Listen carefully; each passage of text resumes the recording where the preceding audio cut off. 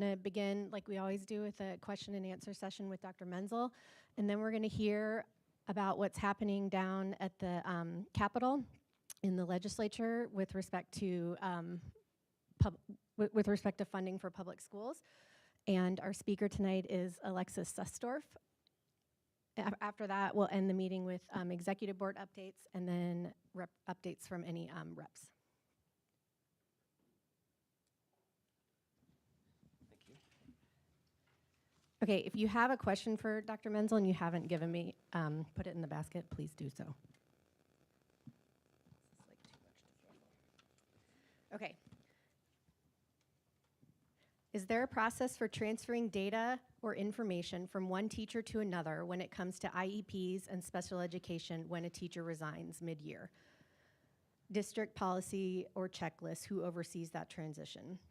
And then another question, are teachers expected to delete student files when they resign, especially if they haven't been shared with the parents? So it's a qualified answer. Almost all of our student records are kept on a computer, and so that it would transfer to the new special education teacher. The IEP is recorded that way. There are printed copies that people have, but we have student files and records that we're required to keep. When a teacher resigns, I'm trying to, where's Dr. Benson, do you know how any specific student information gets done? Their email account gets shut down. I don't know that it gets forwarded to the new teacher unless there was something specific. But the actual IEP and the service requirements, that all is available for the next person immediately.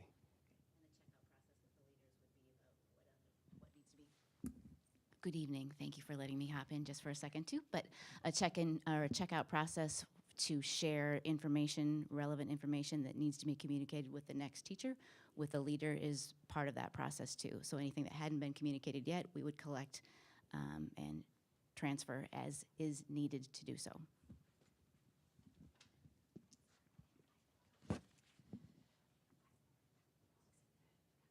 Okay, so this is actually just a comment.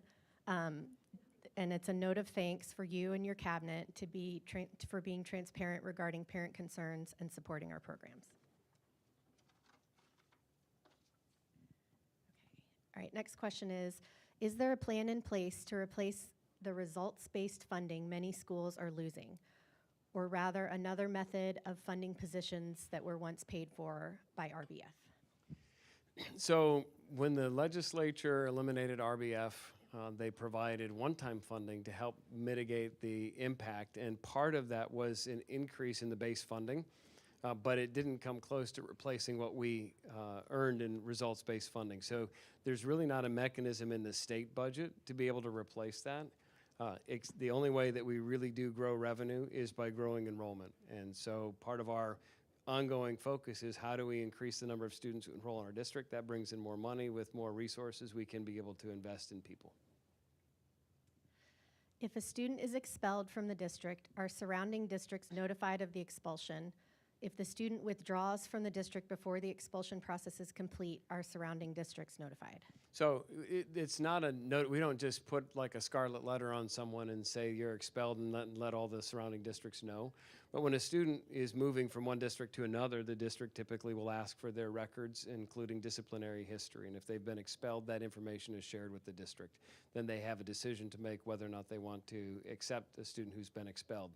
If they withdraw before they've been expelled, then they weren't expelled, and so that information isn't provided.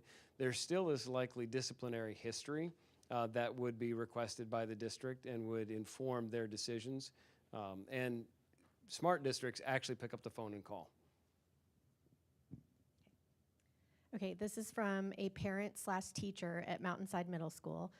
And the question is, what are we doing differently since the gun incident for security and discipline? So far, I've seen PBIS and the counting up the UPS tattoos, the UPS tattoos. I would really need to, for that question, I need to talk to the acting principal, Nick Noonan, and the assistant principal, as well as Josh Friedman. I think one of the things that we've been focused on is how do we ensure that we're continuing to implement the security strategies that we have in place already.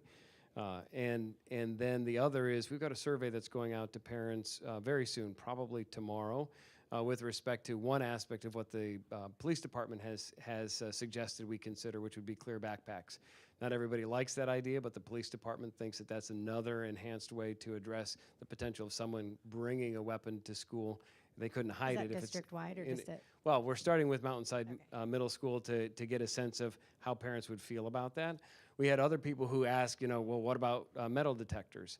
And there are a couple of things about that are relevant. One, the police department doesn't recommend it. They're not foolproof.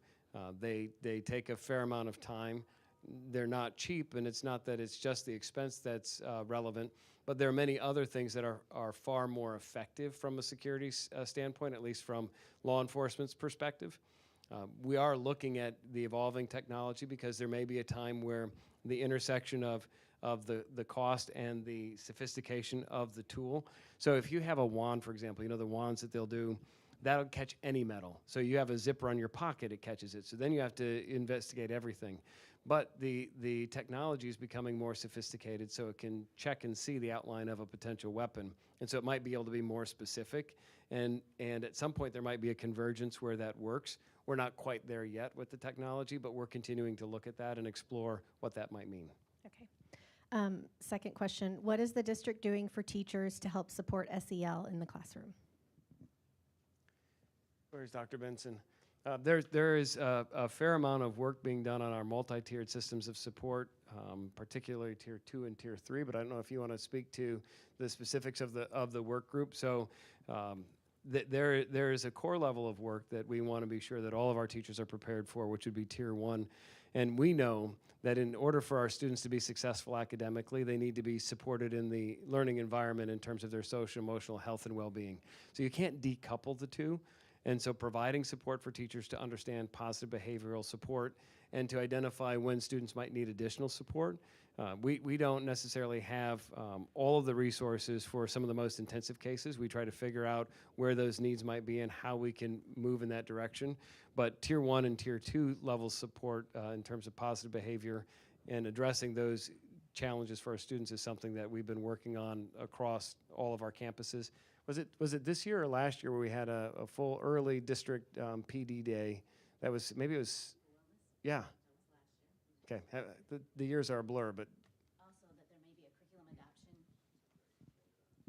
Also in keeping with the work of our MTSS A and B teams, so the academic side of the house and the behavioral support side of the house, the team that's been working on that, working to identify what it might look like consistently across our district, some choices for Tier 2, so we don't have sites trying to find a resource on their own to support either Tier 2 in the academic side of the pyramid or the behavioral side of the pyramid. So there's been some talk about going out for a RFP or doing some sort of a curriculum adoption to find the best type of curriculum or resource to support kids' social emotional needs too. So that'll be a very transparent process if that's the outcome, but that's been part of that conversation. Not having so many different selections out there, but like getting those that we know are shown to be most effective, both on the academic and the behavioral side of the house. What should parents do if their child continues to experience anti-Semitic remarks and behaviors at school? So this is a real concern for me. We know that we had seen, even at the end of last year, a rise in the increase in number of anti-Semitic actions, elementary, middle school, and high school. And so on those campuses where we knew about it, specific efforts were undertaken. We don't always know. And so the first thing is to make sure that the building administrators know. And if you don't feel like that's been responded to in a timely or appropriate manner, let us know at central office, because we have anti-bullying and harassment policies, non-discrimination policies, and a commitment in Scottsdale Unified School District to ensure that we address those incidences immediately and use it as an opportunity to help all of our students understand the seriousness of any anti-Semitic behavior. We also believe that's true for any anti-Muslim behavior, or any anti-Christian behavior, any anti-LGBTQ behavior. We want to create an environment where every person is seen, heard, and valued for who they are. They're respected as individuals when they come into our school, and they're free of that intimidation, harassment, or bullying that could result from any one of their particular identities. Okay, last question. Are homeschooled students allowed to participate in SUSD sports? I believe the answer to that question is no, not unless they enroll. But I would have to confirm. Is it? They can? They.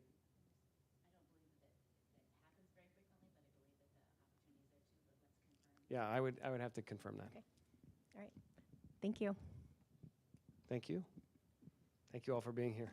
And by the way, Alexis Sussdorf is a lobbyist for Scottsdale Unified School District, and we didn't choose her just because she's SUSD Orf in her last name, but it didn't hurt. Do you want me to do the PowerPoint clicking like over there? Okay.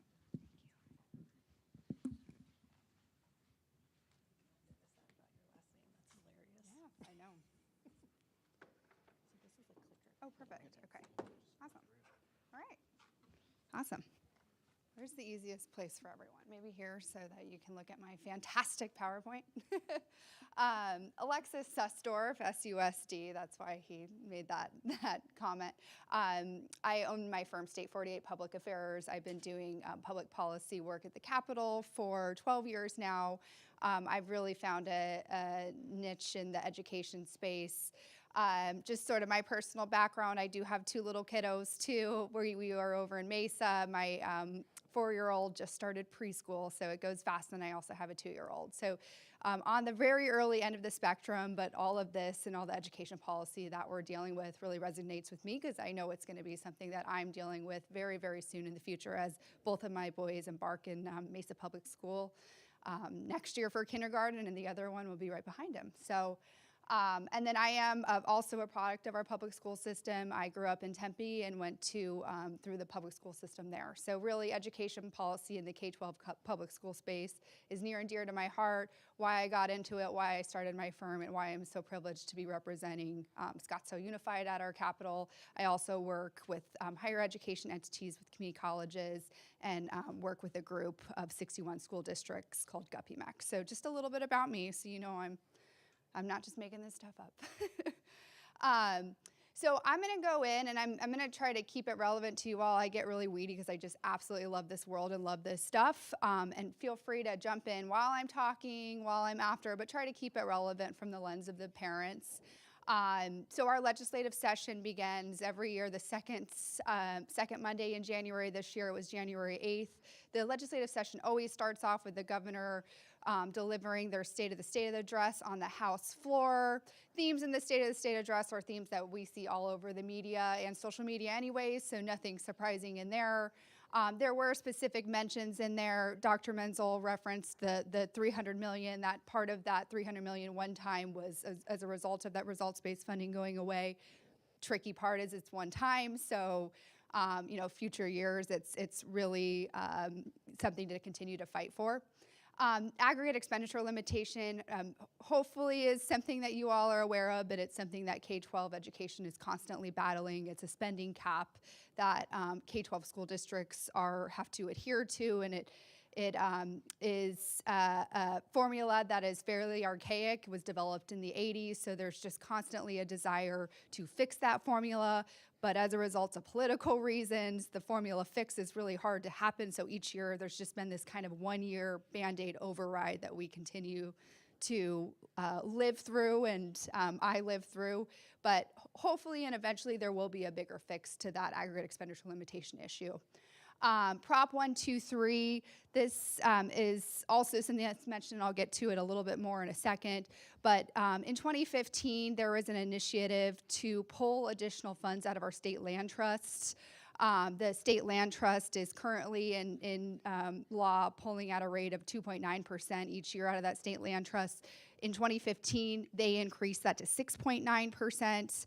And really to focus on additional funding for education. It was a 10-year ballot referral, though, and we are getting up to the expiration of Prop 123 in 2025, so a lot of dialogue about that. I'll get more into it, but it is kind of a looming fiscal cliff that everyone's a little bit nervous about. And then always the theme at the Capitol these days, but the Empowerment Scholarship account that you all may be aware of, it's kind of coined, themed as the voucher program, is also something of mention. The governor's really been pounding the drum on seeking more transparency and accountability over that program. So that was the first day of session. Also kind of a theme of that first week of session, that first Friday, the governor always releases her version of her next fiscal year budget, 2025, which starts July 1 of this year and goes through June 30th of next year. And this is real.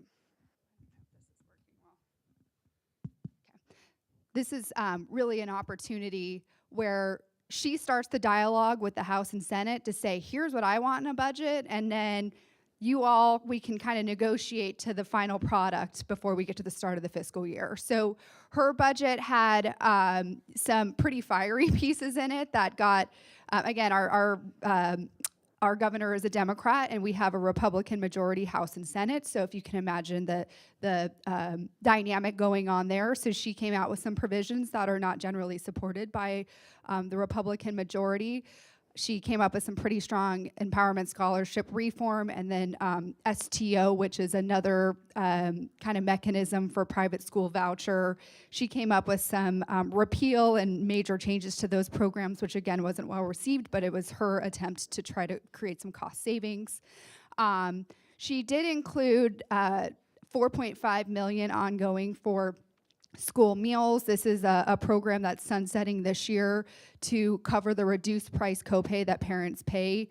And so there was a goal to continue this program because it's shown a lot of success in student academic outcomes. A kiddo coming to school well-fed has better academic outcomes.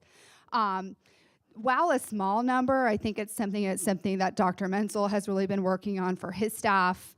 An actuarial study, one of the biggest challenges that school districts and really a lot live under is the premiums for health insurance, and that's something that I know is a challenge to Scottsdale as well. So they're really trying to study solutions, and this is really something really spearheaded well by Dr. Menzel, but study solutions to those benefits programs, which is really a recruitment and retention issue for our teachers. So that was included in there for just kind of a study to figure out that solution. A substantial amount, but this is the same amount received in last year for school facilities. There's a mechanism that school districts can tap into through the Department of Administration for school facilities, for building renewal, as well as building costs. And then increased DAA and CAA, our district additional assistance, are something that is really important to Scottsdale. And all of our school districts, and CAA stands for Charter Additional Assistance. And both of these line items are really important to continue sort of the daily grind that school districts have to go through to ensure the best outcomes for our students. So the increase in these measures were really, really well received. I just want to really quickly point out to you, the Education Committee members in the House and Senate are the ones that really do a lot of the work on policy that impacts parents, schools, students, et cetera. So these are the education committees in the House. I just want to point out for Scottsdale, Representative Laura Tarek is one of the members on those education committees. So in the realm of Scottsdale, if there's ever a question you have, anything you have, she'd be a really good one to go to and is really receptive for that. So I just want to point that out to you. And then in the Senate, you also have, of the senators serving on that Senate Education Committee, Christine Marsh is another name that serves Scottsdale. And again, somebody who's not only in your district, but is receptive. So 2 people to go to that are at the legislature, have boundaries with Scottsdale Unified School District. Just want to put on your radars. All right, so session activity. I'll just jump in. There are over 1,600 bills introduced and then 130 memorials and resolutions. Just for reference, around 1,600 to 1,800 get introduced each year within the total of these 2 lines, so we are certainly up there for a lot of bills. Key deadlines, just kind of for you all, that really drives the legislative session are listed up there. We just passed a big one where we got kind of past this first hurdle of what bills we know made it through this first committee work. The next hurdle is the committee work in the other chamber, March 22nd. And then April 16th is really the important day that the legislature tries to conclude their work, although historically they have not really stuck to that goal of 100th day. For reference, they went this year until July 31st. So just sort of putting some things on your radar. So I will jump into some bills that are moving through the legislative process or dialoguing that would be probably of interest to you all. House Bill 2147 deals with free speech on campuses, relates to not only K-12 schools, but also higher education institutions, and really trying to honor the sort of school-sponsored supervisor can manage sort of the what's going to be covered, but the students should have free speech within that space. House Bill 2174, there are 2 bills relating to optional stocking and administration of glucagon for those having situations, those students with diabetes having hypoglycemia situations. House Bill 2218, Representative Tarek, your representative, prohibits the allowance of suspensions as a penalty for chronic absenteeism. And before I go to the next slide, I'll just jump in. Again, there's a lot of bills, and there were over 200 education bills that I was originally tracking. So I'm really trying to keep these to the bills that made it through that first hurdle that I mentioned on February 16th, and the bills that are most likely to move through the legislative process and get through the governor. So I want to keep that relevant because there may be some bills that at the end you can ask me, I heard of this bill, but I'm trying to maximize your time and put things in front of you that have a chance for you guys to dialogue on and be aware of. And if it is of interest, reach out to me, Dr. Menzel, or others to get you connected to the right people for those questions. House Bill 2311 allows school districts, this is from an open enrollment policy, to prioritize students of active military or killed in the line of duty for open enrollment purposes. School safety was just talked about. I don't know where I put my note card because I wanted to make some points on school safety to you all. So House Bill 2400, Representative Gress, not on the education committees, but also a Scottsdale representative, he is making some changes to the Department of Education school safety program. Changes that seem to be really, really well received. So certainly hearing from parents and understanding the prioritization of school safety. The original school safety program was coined for school resource officers, so those police officers on campus. This is really trying to expand it to include school safety infrastructure and technology, which we all just talked about with metal detectors. And then I'll also add, just sort of outside of this, there is a process going on through the Department of Administration, who I mentioned manages some of the school facilities work, and they are looking at the minimum adequacy guidelines, which are really the floor that schools have to follow for their school buildings. And actually one of the provisions that they're discussing in that is school safety minimum adequacy guidelines. So it is not only resonating at the legislature, but it's being heard here today and everywhere else that this is a prioritization that needs to be addressed, whether it's through policy or funding channels.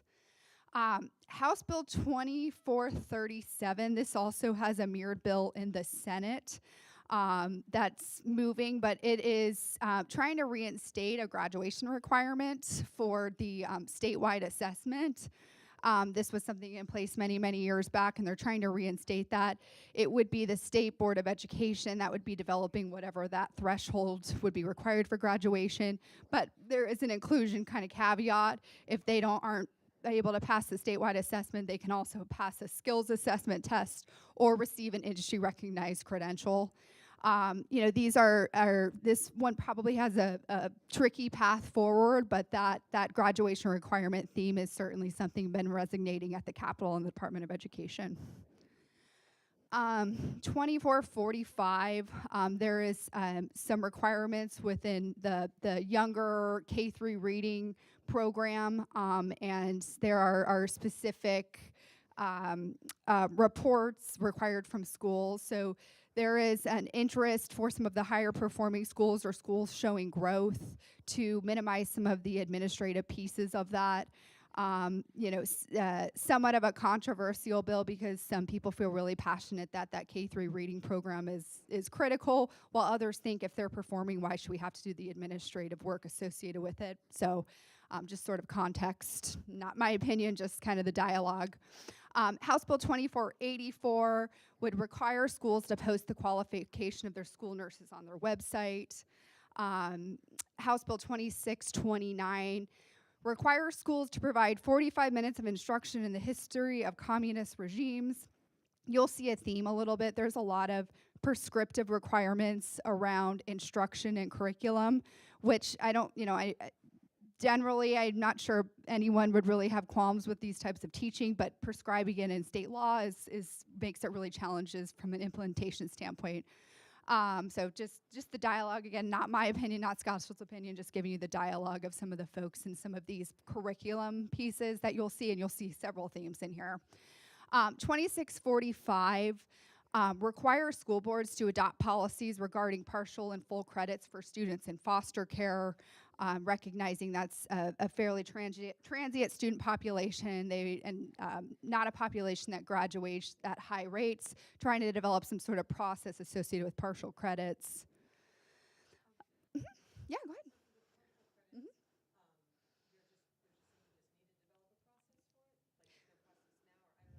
Yeah, so the bill requires the State Board of Education would establish some guidelines, and then the school districts would be required to adapt policies. They can look at that guidelines, they don't have to. The bill has specific requirements that those policies have to have, but again, it's local control that school districts can ultimately decide those policies.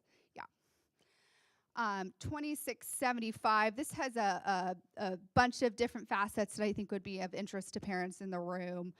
Requiring failing schools to notify parents, requiring posting on website associated with their letter grade, enables electronic communication of student report cards. I don't know if that's not allowed now, but just wanted to clarify in law that can be done. Require school districts to post their school report card on their website. I already said that. And then something kind of interesting, but just to put on radars, that some people think something more nefarious is going on. Other people think it's just a clarifying administrative change. But in law, there's reference to letter grades, A, B, C, D.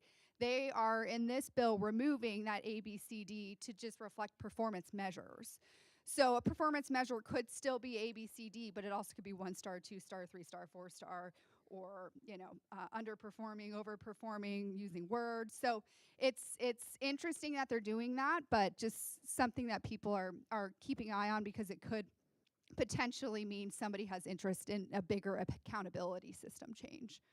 House Bill 2699 requires internet safety instruction for students in grades 5 through 12. Again, another kind of theme that you'll continue to see of really prescriptive requirements on what school districts have to teach, which some folks don't always like. They like to honor the local control aspects.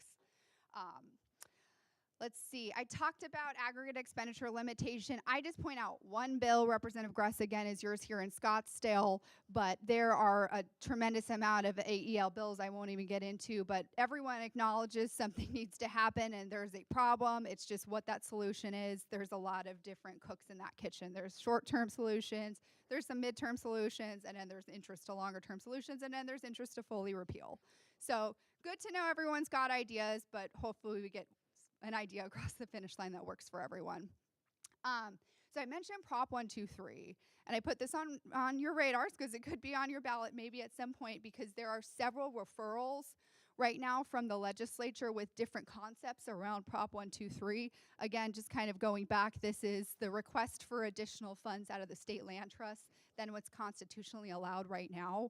It's just an extension of that, which is sunsetting in 2025.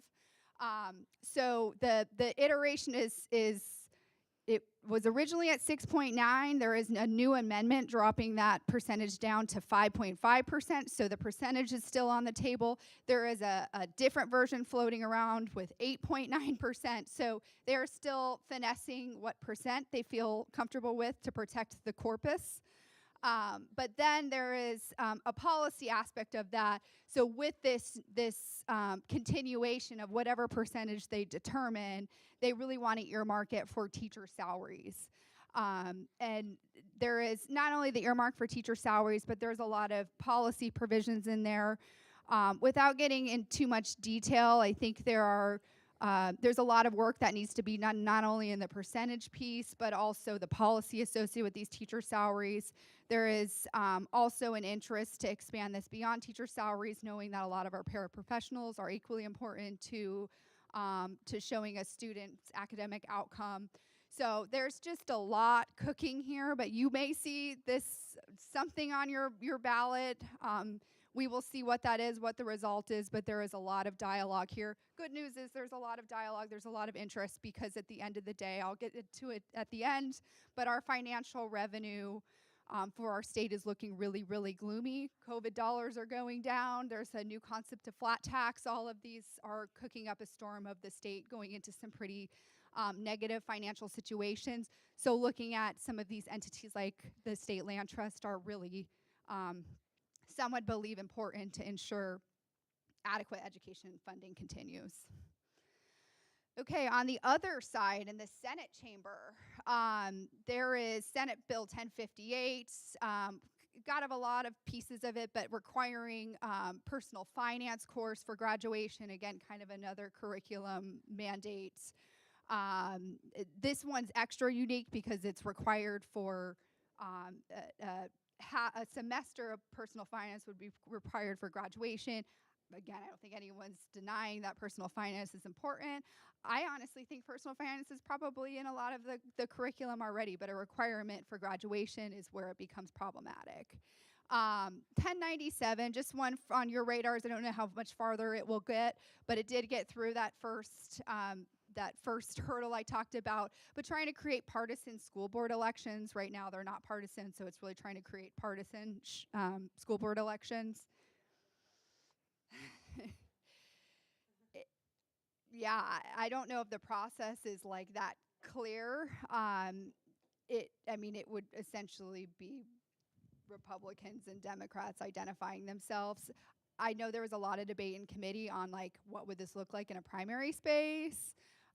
Again, I don't think it's going to go very far. This isn't the first year of this concept. It's came a couple years now, but I'm not sure it's been like fully baked on like how this would look in implementation. But again, there's a theme and interest, because at the end of the day, you know, some of this is there's some partisan folks that serve on our governing boards. So there's a belief that they should be able to identify their political party.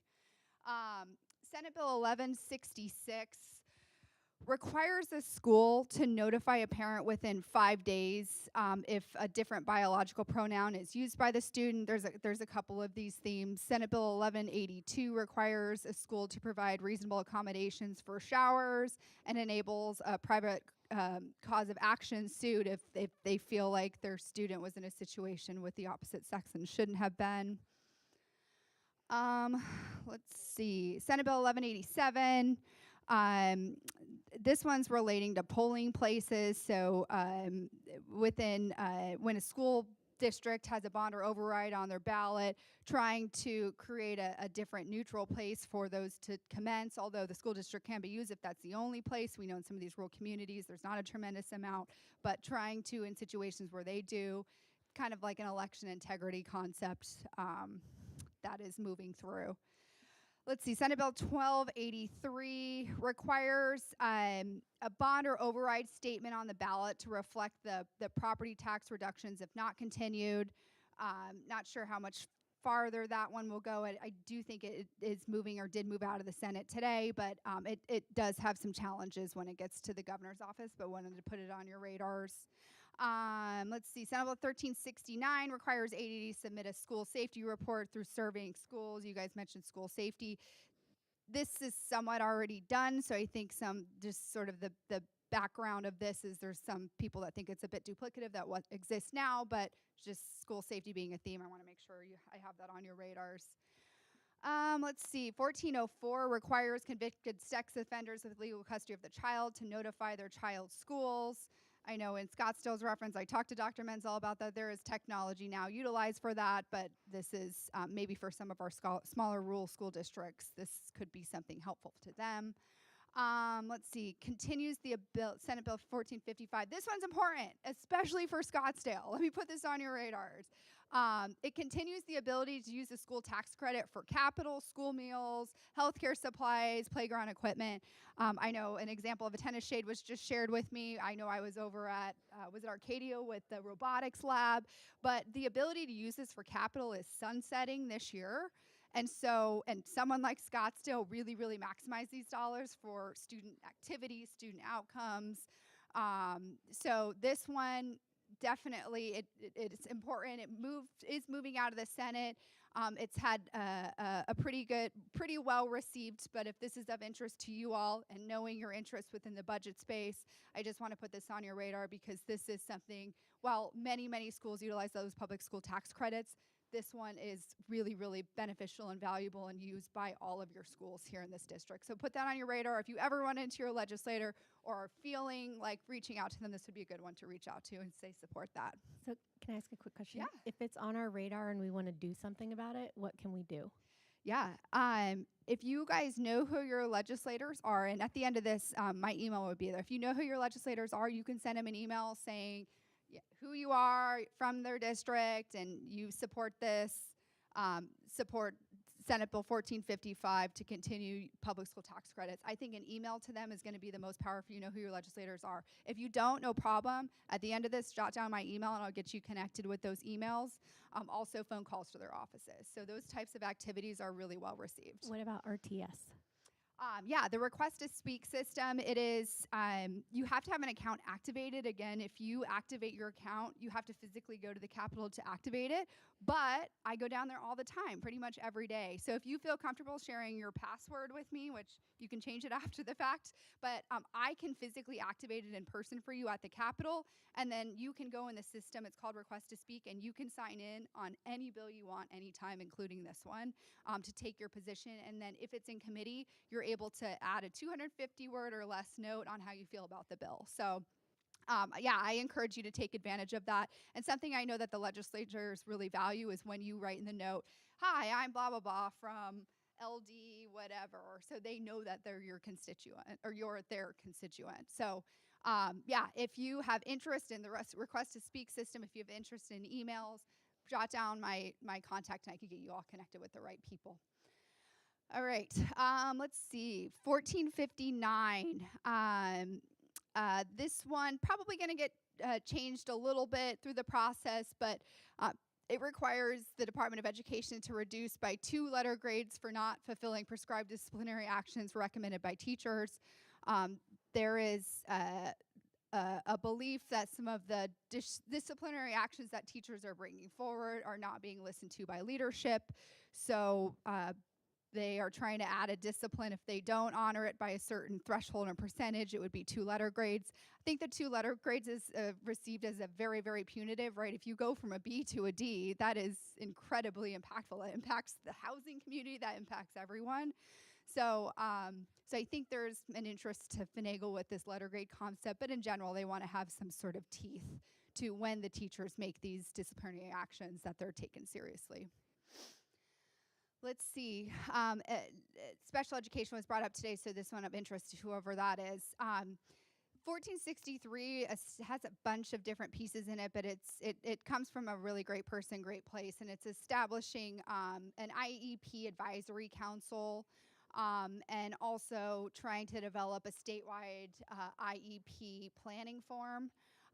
There are some other provisions of the bill empowering parents that is being worked out, but definitely something of interest to some folks in the room that ask questions on that. 1465 relates to there are requirements for teachers that serve students in reading capacity, teach students to read in K through 5 have to have a specific literacy endorsement. That was put on and was required to be obtained by teachers by 2028, but there were some opt-out pieces of it. But there are some interest to now remove that endorsement requirement because there's belief that it's somewhat administratively challenging to obtain. So we'll see where that one goes. Certainly been a hot topic because there's folks that are really passionate that this literacy endorsement is really important for our teachers, And then there's we're having a teacher shortage crisis. So if this is another hurdle, we may have a hard time getting these teachers. So just sort of two sides of the argument to bring to you all. Let's see, 1555 prohibits a school from disallowing a teacher to bring and breastfeed an infant at school and requires the school to provide reasonable accommodations. Another one that is continuing dialogue. There's a lot of these concepts of infant at work program. I actually had the blessing to have it for both of my boys, but trying to understand how that would work with a teacher who's got a class full of kiddos all day. So something.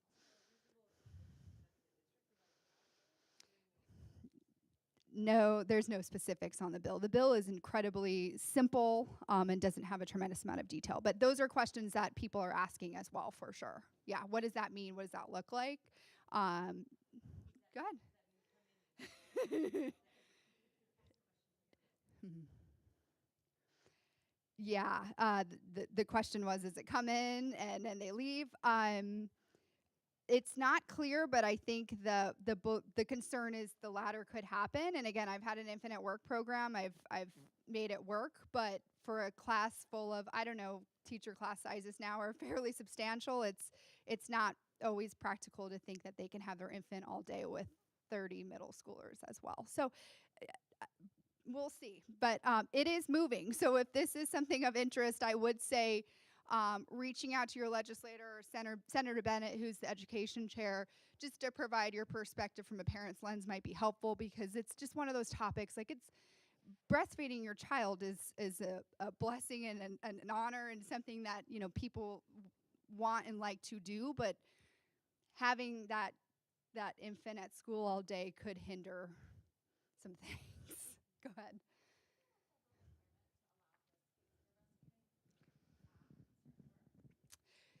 So yeah, the question was a federal requirement. So this was part of the dialogue as well, and actually Senator Marsh made this comment of maybe having some provision in there associated with that. I'm not familiar with the federal laws, but this was dialogue in committee of, like, could that be a solution to this, to have like a space to pump? Like, would that be maybe a good middle ground? So yeah, interesting concept. Let's see, 1560, there are, non-certified employees, so trying to develop a requirement that a person who has disciplinary actions in another state for non-certified employees to have to complete or fulfill those before they come and work in Arizona. Senate Bill 1576, again, more of those kind of curriculum requirements. Senator Kavanaugh is actually more of the northern part of Scottsdale, but he's also a representative. But instruction in Asian American, Native Hawaiian, or Pacific Islander history. Another school safety bill, 1600, requires school districts to train employed school police officers to be trained in interactions with students with disabilities. Senate Bill 1654, I call this the title reform bill because Title 15 is the education statute, and it has just become such a bear. It's so big and so many pieces and so prescriptive, because over time we run bills like this that get through the process, and then Title 15 that's that big is now this big. And these are all the things that schools have to do and adhere to. And so there's an interest to sort of work towards a Title 15 reset. That is what this bill is doing. It's an 89-page bill, so I won't get into the pieces of it, but it's got really a lot of administrative pieces of it that's trying to condense some of the extensive reporting requirements and duplicative reporting requirements that school districts do. It's also got our public school tax credit stuff that I talked about earlier. Well, I take ownership, but the one that is of interest to you, they also worked that into this bill. So it's just got a lot of different provisions. It's kind of what we call an omnibus. It's got a lot of different stuff, but generally supported by the K-12, both district and charter community, because Title 15, the education statutes, have gotten pretty extensive and detailed and prescriptive, and it's really hard as a result to just be a teacher and be in the classroom as a result.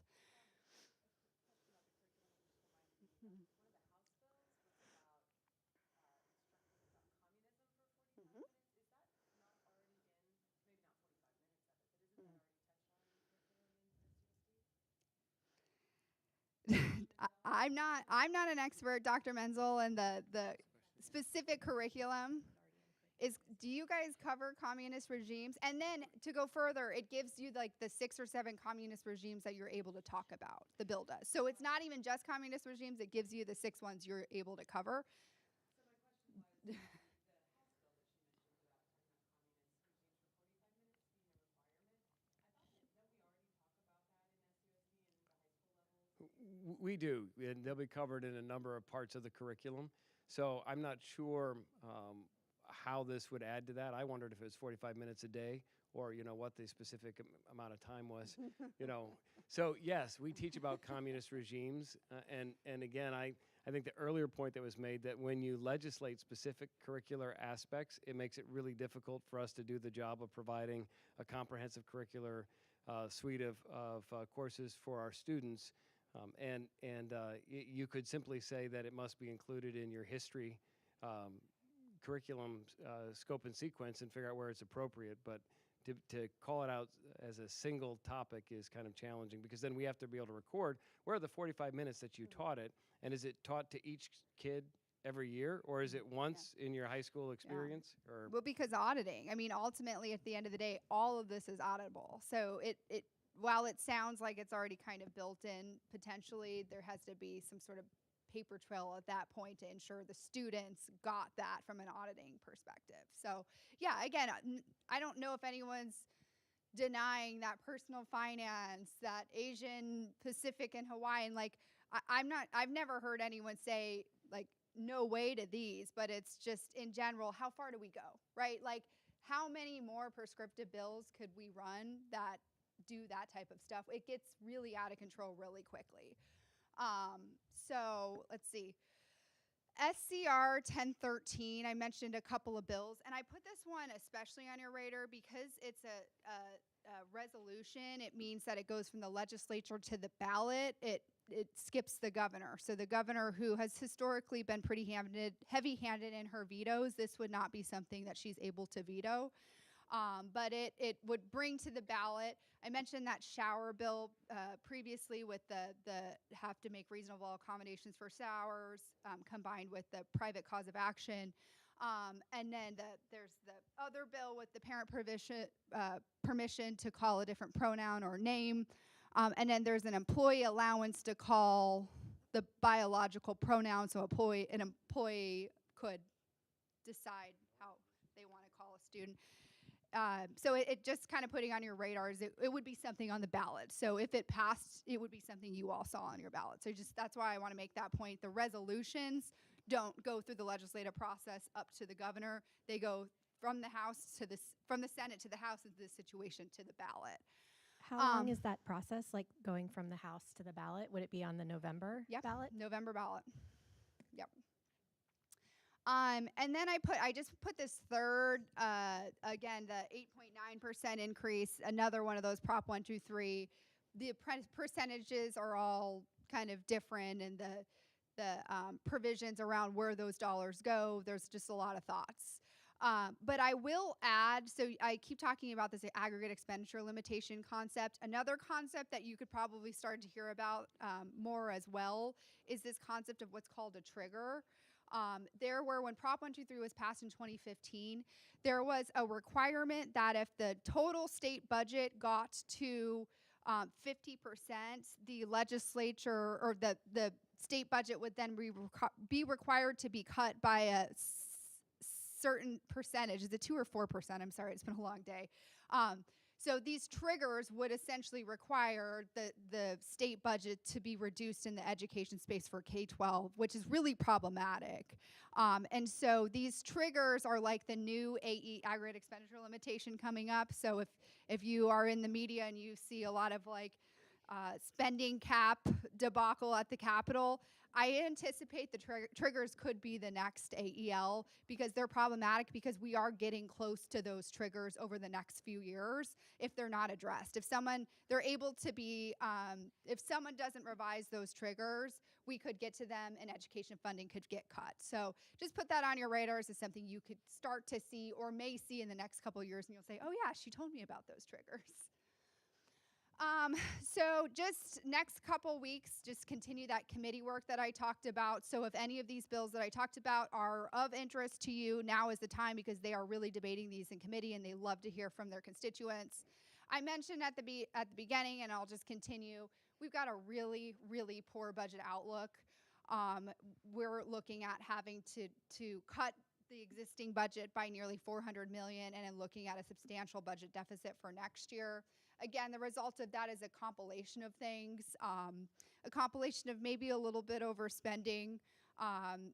Last year, there was the new flat tax, which is resulting in less income tax coming to the state, combined with less COVID dollars out there anymore. So all of those are creating a little bit of an economic squeeze. And what that means is we're going to look at budget cuts, hopefully no budget cuts in education, but that's where you all can come in from an advocacy standpoint, just to convey that you know, if you feel strongly that education needs to continue to be funded or have additional funding, there's avenues for you to do that. But it's going to be a dogfight over the next couple months, because they're going to try to figure out what to do with this budget situation. And it's going to certainly result in some budget cuts somewhere, hopefully not to education. The governor did say in her State of the State that she did not want that, but it's looking really, really grim. So we'll just have to be diligent in ensuring that education funding is not on the table when these budget cuts are discussed.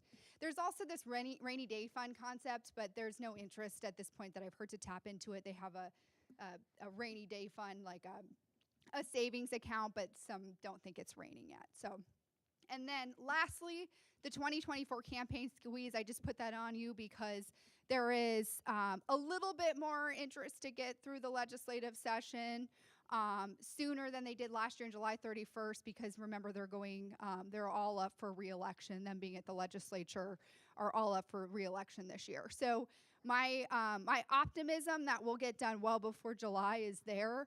And then they will be out there and sending you guys all kinds of mailers and knocking on your doors. So easy ways to get involved, just to kind of cover, take a position in the request to speak system again at the end, take my contact, I can talk you through how to get set up, and you can go crazy on any bills you want to take a position on. Email your legislators your thoughts on this legislation or anything else you hear. You can always request a meeting with your legislator. Truly, I think they are all lovely in their own ways, so they would really enjoy hearing from you, and do take those types of meetings if it is of interest. And then I promised you, my cell phone number, my email, seriously, anytime, please feel free to reach out. That's it. Questions? Yeah. Oh, sorry. I was There's like a dead maybe I just need to get closer, I guess. Kind of in bringing up like the governor and the STO, and has there ever been any talk in just allowing the public school tax credit to be increased to match that of private schools, since it's so much less right now? Yeah, because there's a lot of tax credits, right? Yeah, I know when this public school tax credit has been going through the process, that came up. That is there a way that we could match that to private schools? I don't see politically it happening at this point in time, just given we run into a hairy situation on public school tax credits on both sides of the aisles. There are Democrats that believe it's an inequitable system, and then there's Republicans that don't generally support traditional public education as much as they should. So it's one of those things that you just, and Dr. Menzel and others I've talked to, it's like we just got to get the date stricken out to get these important line items continued first. And then some of these other topics of increasing it or having new line items. I know there's been interest in line items for full day kindergarten. So having some of these continued conversations need to happen after we get through this initial sunset that's coming. Right now, the bill is merely just trying to extend the use of these funds in perpetuity beyond the sunset date of June 30th of this year. So yes, it is certainly a dialogue on the table. Happening this year, no, but something that you or others could continue to beat the drum on, because I certainly don't think we would get in the way. It's just, it's got problems on both sides of the aisle for different reasons. Do you think it's more likely to get that increased over getting the private school one repealed or decreased? Yeah, so I think you're confusing. So there's the STO, Student Tuition Organizations. Yeah, so that's like, yeah, essentially a voucher. The private school tax credits are where you all can, as an individual at 400 or a couple at 800, give to the school for certain categories. Correct. Yeah. So, yeah. I can tell you, I don't think it would happen in my lifetime that it would get as high as STOs. But I know that there is interest. There is a public or private school tax credit that I think is higher, like double that. Don't quote me. That I think could get there over time, like creating more equity across some of these sort of tax credit mechanisms, if that's helpful. Well, I kind of had the same question about, you mentioned in the State of the State that the governor was interested in voucher reform. We also have a House and a Senate that are both Republican controlled. So is there, I mean, she wants voucher reform. Do you see anything like that coming through at all, like getting through the House and the Senate at all? In your professional, just your professional opinion? No. No. Easy answer. There are a couple, I didn't put them in front of you today, but there are a couple concepts out there, but they are super surface level concepts that aren't gonna really make or break. You know, the ESA program is also run out of the Department of Education, who's also a Republican. So that also makes, sometimes you can do things outside of the legislative space from an administrative lens.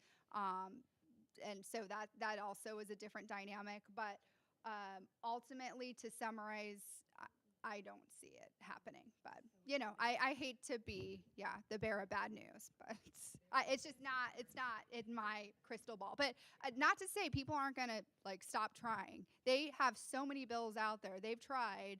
It's just, there's just no movement. And there was an interim committee. So last fall, they had a committee meet a couple times to develop and discuss accountability, but none of that really went anywhere either. What's the timeline for the budget? When are they going to start hammering it out, and when do they vote? So the state budget. So again, she released her budget on January 12th. The dialogue is happening probably after they conclude committee work is when we'll really start to see it heating up. So end of March, beginning of April. Last year they passed the budget May 10th, I think. But that was surprising. Everyone thought it was going to be passed much later than May 10th. But they do risk a government freeze, which we've never got to, so no one is like quite clear what that would look like in Arizona. But if they don't pass a budget by June 30th, there's a government freeze. But again, going back to what I talked about to bring it full circle, they have their campaign squeeze. So I don't feel like we'll deal with that this year because they want to get out talking to their constituents.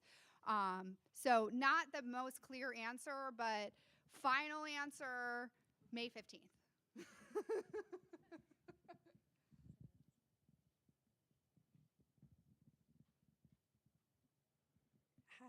Hi. I have a question about some of the lobbying activities and political action committees that affect the legislation that affects our schools. One thing I saw, there's this group called Love Your School, and they advocate for vouchers and ESA vouchers. And a lot of people would argue that's in not competition, but it's not in the public school's best interest. And there aren't, as far as I know, is there a political action committee that rallies parents in the district for support of the legislation that actually is impactful for our schools? Do you know of, I mean, I know there's SOS there, but that's all of Arizona. Is there anything in Scottsdale other than the specific pack for overrides? Or for instance, you're telling people to give them, your email address, which is amazing, and that you're willing to do that. But how, as SPC, we're a nonprofit, 501c3, not a 501c4. We can advocate for certain things, but within limits. Same with the nonprofits throughout the district, the PTOs.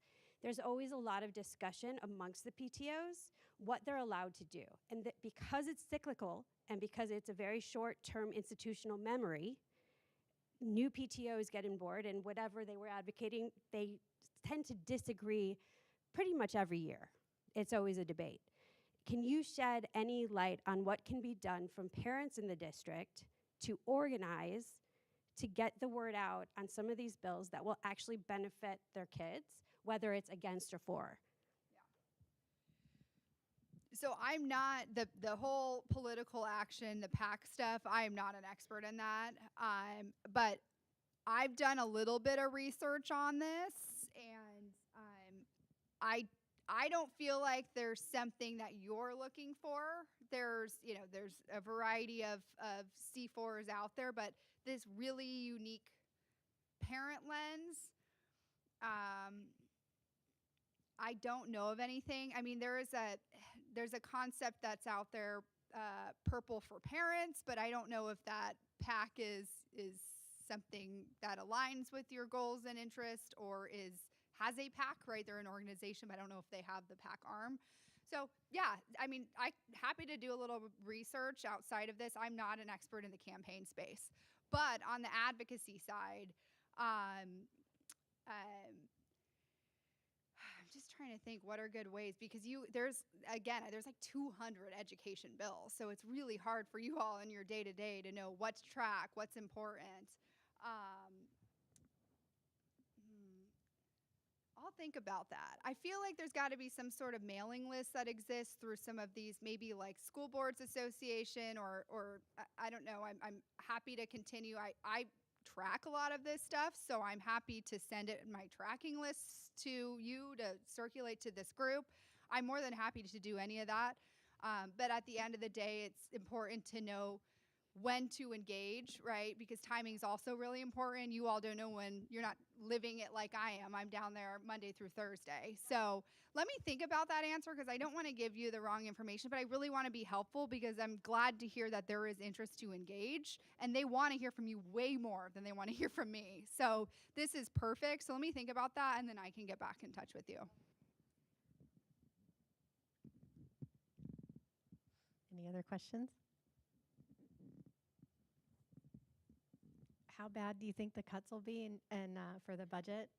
And you think education will be saved, or? So I have optimism for education. New money? No, nothing there. So areas like that 300 million one time that we received really for inflationary measures, that's what keeps me up at night, because those types of things are substantial. And that would be new money, because again, it was just one-time funding. So I think that if anyone is going to stay at the most stable, I feel optimistic that it will be education. Where they're really looking at making cuts is transportation. They allocated a lot of money last year for transportation projects, which is great, right? I love driving on smooth roads, but that is sometimes easy, low-hanging fruit, because if they haven't started the project, if they haven't started digging up the roads, that's an easy thing to sweep. So I feel a little more at peace with education being in a better place, but some of these substantial line items that were generous one time last year, we're not going to see again, and that's where we will feel it. But this is totally out of our control, because we have a really gloomy budget outlook. So while we might not get cuts, this new money, which is something that we've really thrived in the last decade, education has received, some would say not enough money, but if you really look at the trajectory, we have gotten more money over time. So I think people just in general have gotten used to a little bit more each year, and essentially that's not going to be the case for the next several years, and we're going to feel it for sure. We will feel it. And then, there's the themes, and I know you guys had some success in your bond and overrides, but some of your neighbor districts really got injured by some of the rhetoric that their bonds and overrides weren't continued. And those are vital for some of these schools. I know, again, I'm in the East Valley. Mesa's override passed, but our bond didn't. And it's right. I take it personal because it's going to impact my students, and that they had all these great plans for these buildings. So people just. There we go. For clarification, I think what you were asking is what would those cuts look like for SUSD? What do you think, Dr. Menzel? So the 300 million. I mean, what do you feel like that's going to look like? So for us, we've already planned for the loss of the results-based funding. There's some carryover funds that are helping mitigate the impact of that, so it's kind of a step down. The other impact is the loss of ESSER funding because that ends September 30th. So we are, at least at this point, not recommending a reduction in force at scale at all. So I think Mesa had 380 or some odd individuals who were RIF'd recently. We believe that through natural attrition, we can surplus some of the individuals that were paid for out of ESSER dollars and find classroom opportunities for them or other openings. There may be one or two here or there that have to be addressed, but mostly we're going to be able to address that through attrition. And we budget in a way to hopefully avoid any dramatic reductions. But on the flip side, it means that we don't have resources for significant pay increases.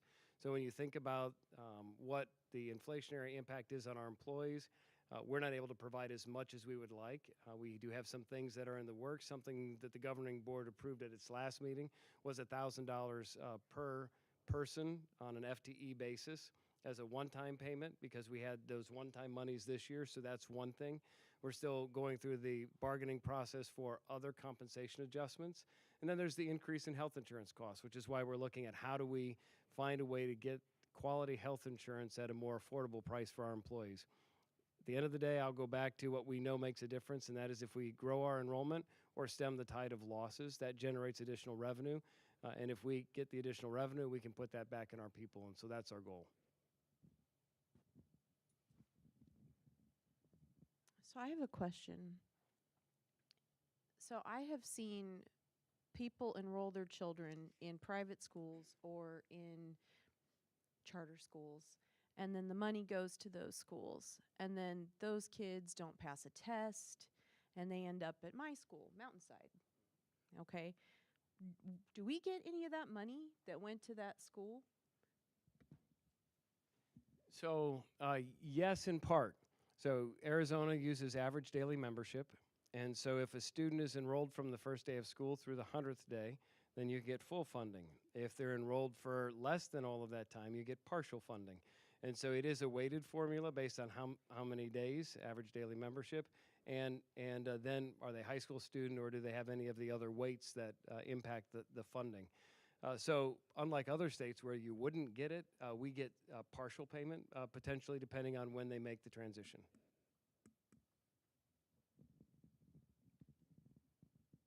So our results-based funding is paying for a reading aid specialist, and we're at a school where the PTO can then pay for it next year. But I just wonder, like that, it seems like something that's required under special ed also. So if, say, we weren't able to pay for it, what would then happen? Would other teachers be pulled in? How would we meet that requirement? So this question came up at the last governing board meeting, and one of the things we're pulling together to share with the governing board is the number of reading specialists, math specialists, and other ancillary support that are provided across the district. Some of those individuals are funded by Title I dollars. Some are funded by the DSEG dollars that the district receives. Some are funded by, or have been in the past, by results-based funding. Others are funded by PTOs and APTs. And so there are a lot of supplemental supports that are provided, funded by various pots. And so looking at how much support is provided versus how much is needed when it comes to special education, that'll be driven by IEP requirements. And then there's the question about what are the other supports that we need. When you think about multi-tiered systems of support, core instruction is the focus, and so we want to be making sure that we're providing the best first instruction we can in the classroom. Tier 2 in multi-tiered systems of support is still support provided in the classroom and not pull-out. Oftentimes the specialists have been pull-out to address smaller groups of students, so making sure that we're providing that customized pull-out support where it's really needed is another part of making sure that our system is working efficiently across all levels. Does that make sense? Okay, this will be the last question though, because everyone needs to get home. Heard that PTOs and outside agencies are not going to be able to fund these kind of positions going forward. So, Well, there's multifaceted, but so that. So here's the situation is that in governing board policy and in the accompanying regulation, the wording is that the PTOs can provide funding to support classified positions, support positions, and while it says that certified positions generally should not be funded, there are conditions under which they can be funded. And there's some confusion about the extent to which positions that PTOs have paid for were classified versus certified and whether or not they got proper funding. We're working to clarify that, but it's not just a blanket no, they can't do it. It's about meeting the expectations within the governing board policy and regulations and addressing the equity question, because that's been the concern. So if you're in a community that can generate, $250,000, you have the ability to support a lot of positions. And if you're in another community that can't, we as a district need to make sure that we're balancing that so that wherever you go to school in Scottsdale, the students are getting the support they need. And so that's the conversation. I think sometimes it gets, it's easier for some people just to say, no, we're not going to do that. That's not really how we're approaching it. We're trying to be sure that we're consistent in following the policy and regulation. Does that make sense? Yeah, it's just that Title I is when they receive the funding, they're able to fund those positions, and then so it kind of does create inequality. And that's an analysis that we're doing to make sure that it's consistent and that the level of support based on the level of need is equitable across our schools. And can I clarify the question about homeschool kids in athletics? Just because I don't like to not have the answer, and I definitely don't like to be wrong, but I was wrong. And so here's the right answer. Homeschool students are eligible to participate in athletics in their school in which they reside. So if you live in the Arcadia boundaries, you can try out for a sport at Arcadia High School. That doesn't guarantee you get a spot, but you can try out. However, you must have an affidavit of being homeschooled by the state superintendent in order to be able to be eligible to try out for a sport. That's different than if someone's receiving an ESA.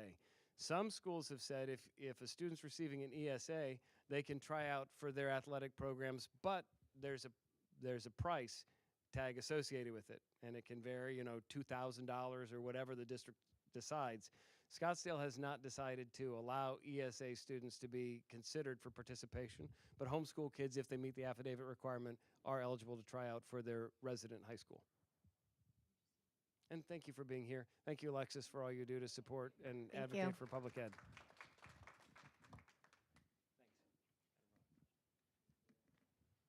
Okay, I have a few executive board announcements and then rep announcements. Oh, my computer is magically changing for me. That's awesome.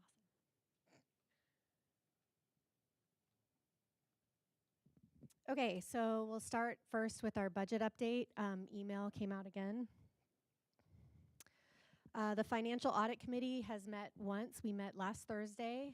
We got through, so we have one full fiscal year and then two portions of fiscal years. We got through one of the first portions. I think we'll probably have a report at the next meeting, but if not, at the April meeting. And thank you to everyone on the committee. I really appreciate all of them giving their time. Okay, upcoming events. Right here on February 28th at 9:30 in the morning, we're going to have our third quarter PTO roundtable. The topics are school gardens and fundraising. We're going to hear from a parent who has been involved in school gardens K through 12 and has an amazing green thumb, someone who is a composting expert, and then fundraising is going to be from two perspectives, like DIY and then also partnering with a company to help you. Is there anything else either of you want me to add? No one's listening. Okay.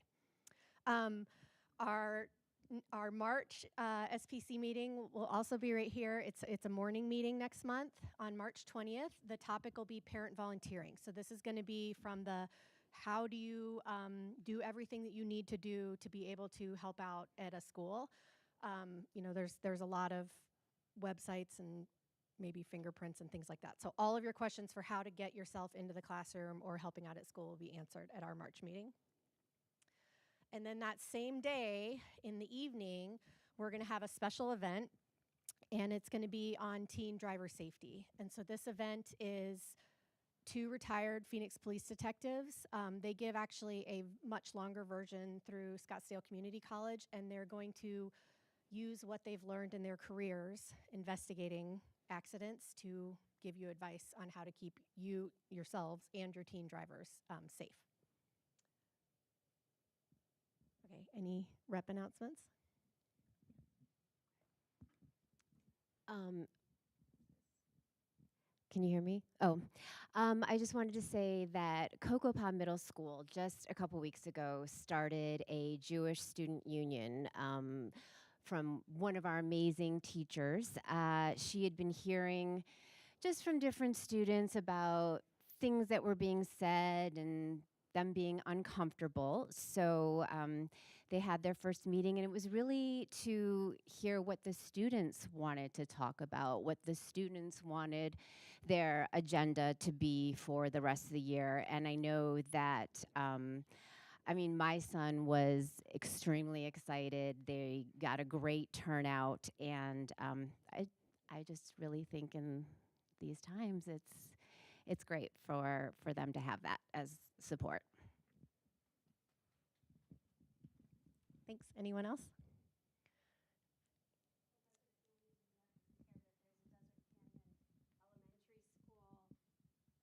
Board member here that has something exciting to say. Oh, I'm a board member. Yeah, you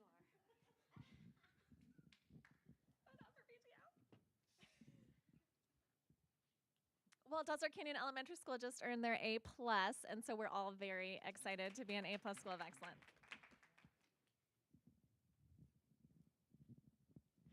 Okay, the last thing that we'll say is to remind you all, we are a 501c3.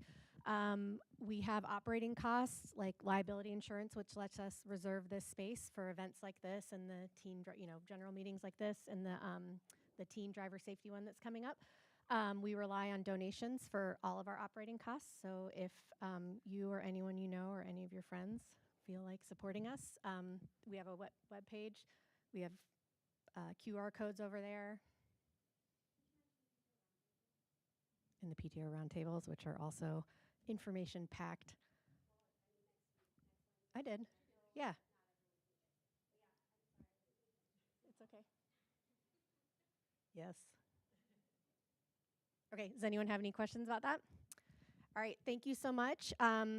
We'll see you on the 28th and then again in March.